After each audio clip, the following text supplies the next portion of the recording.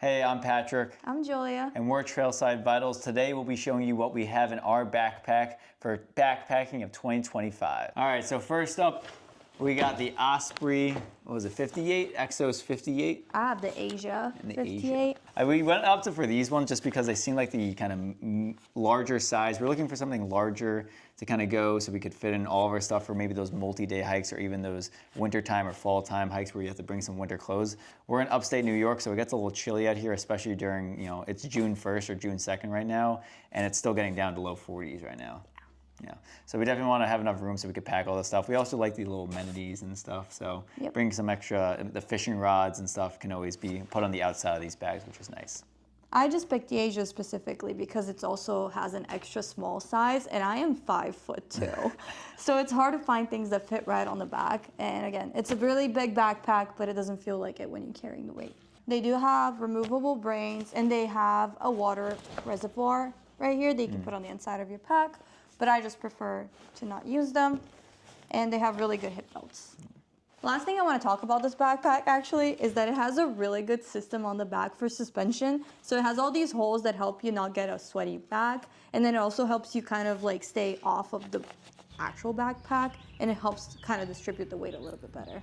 Yeah, and they're really light. To have a suspension, they're only like 2.5 pounds. I think they're two something pounds. Yeah, maybe over a little 2.5 pounds, especially with mine being the men's one. I'll put the weight up there.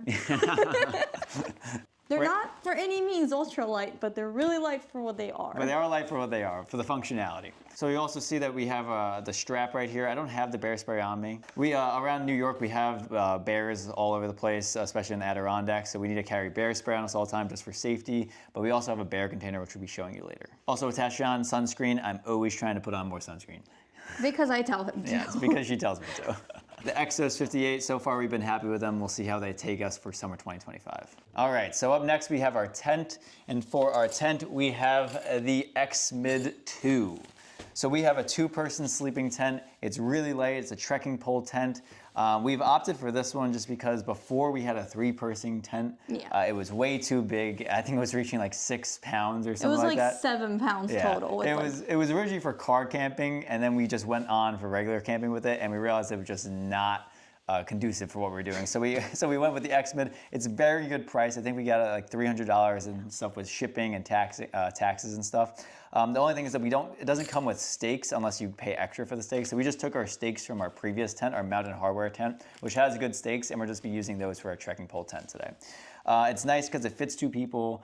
We have a double person sleeping pad, so it's a little bit bigger combining sleeping together, but we could also put in our bags into the tent with us if we really want to. We also have a dog with us, so having the extra room where it's not too tight in the X-Mid is definitely a plus. The last thing is that it's under 2 pounds, and that's counting like the bag that it comes into and everything that's included. If you were to remove the bag and like maybe just take the rainfly, I think it's like a pound, not even. The last thing I don't think it's so good about this tent is that you do have to have trekking poles. For us, it's not really a problem because I like trekking poles, so we're already bringing them anyway. But if you don't, then you just have to keep that in mind. All right, so next up, we're gonna talk about the rest of our sleeping system. And first things first is this little monstrosity of a blanket. This is our Zimbivi. This is a 2-person quilt, but it's actually like a whole system on itself. It has a sheet and it has a quilt. And we can do a more detailed video about this because there is a lot of cool stuff. But we will compress this in its own compression sack right here. So it will fit in the bottom of my tent. So our Zimbivi is a 25-degree rated bags. It's 35-degree comfort. It fits 2 people, and also our sleeping pads, which we'll talk about in a couple of minutes. I think that's also 25 degrees. Yeah, I think so. So both of them are 25 degrees, but they're both 25 inches wide, 72 inches long, I think. 72 inches long, and they're all rated for 25 degrees, like almost 4 season if you combine it with a pad on the bottom.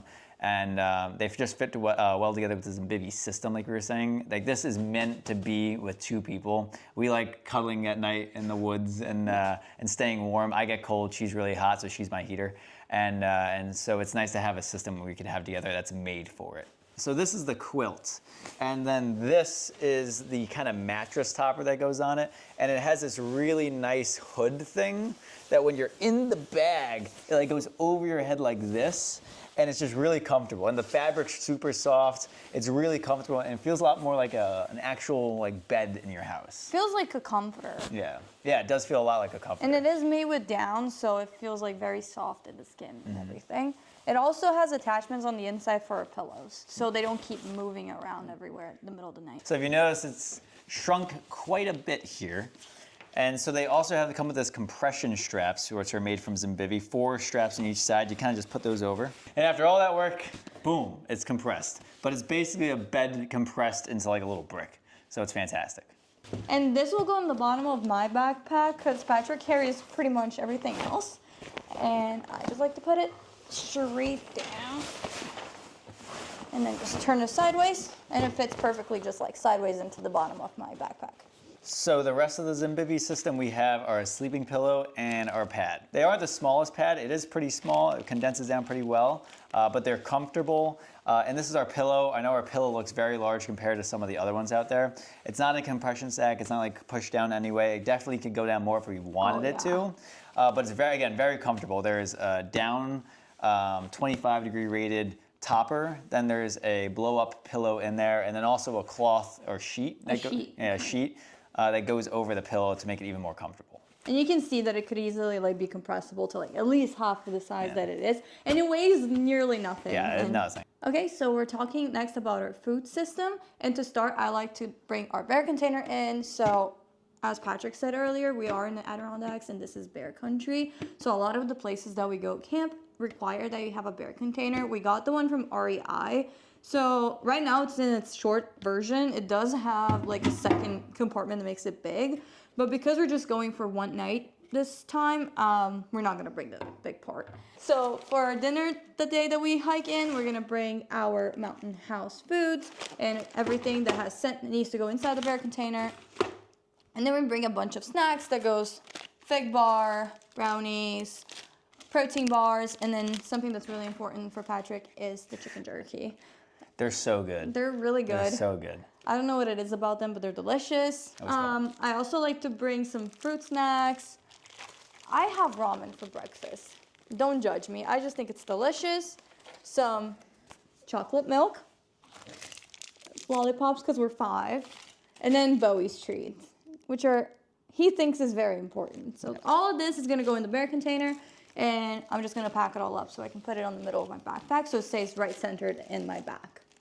And then also we have our sporks, which are not really spork, they're just a long spoon. I thought they were sporks when I bought them, but it ended up that we stay with them. They're super cheap. I got them on Amazon for like $7 both. So nothing fancy, but it does it the trick. So our cooking system, we've gone with the Jetboil Zip, which is actually new, I think, of 2025 or 25-ish. It's a 0.8 liter system in which, again, the typical Jetboil, you have everything that could pack inside here. I think they added some new additions here to the actual stand. And one of the nice things I think here is that there's an actual handle or a grippy part that you can put on here. They haven't had that in prior versions, and you can just burn the heck out of your hand when you put your hand on there. And there's also this knob, which makes it feel more like a stove and more of a regulator for when you're boiling water.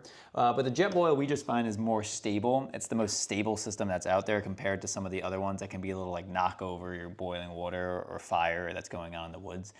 So that's really attractive to us. I used to have the little MSR, like the pocket rocket.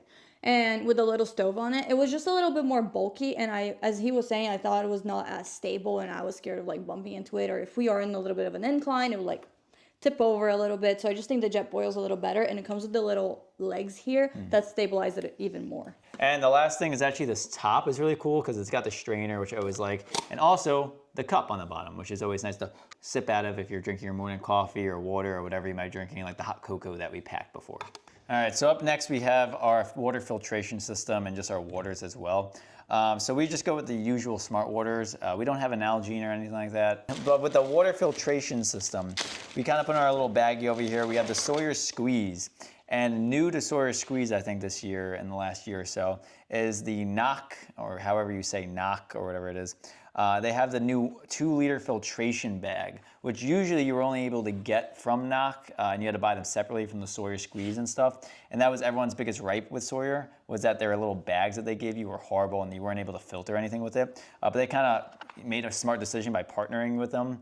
So we have this, not the mini, but we have the Squeeze. It's just the regular Sawyer Yeah, the regular Sawyer Squeeze. So we have the flush system in there. We have all the attachments that we just kind of put into the baggie together.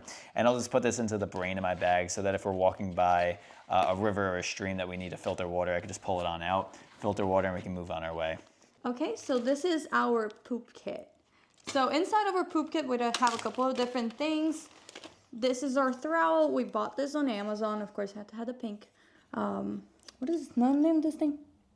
I don't even know. Padding? I'll just call it padding. It's a little padding that helps you when you're digging down. It doesn't kind of dig into your hands and hurt it. And it's really basic, really simple. We always carry a bunch of toilet paper. I don't be stingy with it. I just bring a lot. And then we have a bag inside of a bag. So there's a little doggy bag here. We take more for Bowie, but this is actually for us. We use any used toilet paper inside of this bag. Will go inside of another bag that goes inside of another bag. So this is just to contain any smell or any dirt to touch our inside of our packs. And this one is for the girls. I know a lot of people know what this is. This is called a Kula Cloth. The inside is antimicrobial and you can use it when you go pee instead of having to use toilet paper all the time. You can just use the inside and then you can just hang it on your pack to dry and it will get rid of any of the smells and it will help the planet as well. All right, so last but not least, we have our technology and also our safety equipment and our personal items. So first off, we use these black diamond headlamps. The only thing I have to complain about them, they're pretty good, they're really bright and everything like that. I don't know if that's probably shining the camera a lot. But they don't have the red light, which I flash Julie with the light all the time at night and make her go blind throughout the night. So those are something that we'll be investing in the future. How we compensate for that is that when we're inside the tent, we actually use this one, which has a little bit more of a dim light. We could use a red light on here, but it's nice features because it has different colors and stuff throughout. So we just kind of put that in our bag and we hang it in the middle of our tent. And it's nice to go around without a headlamp in the tent all the time. Yeah. For charging our camera gear and all that stuff that we're bringing to film, we have this Inu power bank. We have other power banks as well that we'll bring on longer trips. However, this one's a 10,000 milliamp, I think that's milliamp is what it's called, power bank, but it charges my phone about 4 or 5 times, and it's good enough for a one-day trip where we just need our phones charged and the camera gear if it needs to be charged to be done. So it'll last us a good day or two. And then the last things, we'll bring our camera gear in these cases, these protective cases, but then that's just about it. Next, we have the safety equipment. Okay, so this is kind of very, very basic. We have Band-Aids in here, medications that I refill all the time. Inside, we also have extra batteries for headlamps, a fire starter, and then the Flint and steel for... Flint and steel, sorry. All right, so we are all packed up. The last thing is Julia's trekking poles. So these trekking poles are actually new. I just got them. And these are the Black Diamond Trail. They're pretty light. They do what they have to do. And then I just strap that on the side of my pack. And I like to do that right before we leave, so I'll keep it on the side for now. But yeah, this is it. We're both packed up and ready to go tomorrow. Yep. That's our 2025 summer backpack.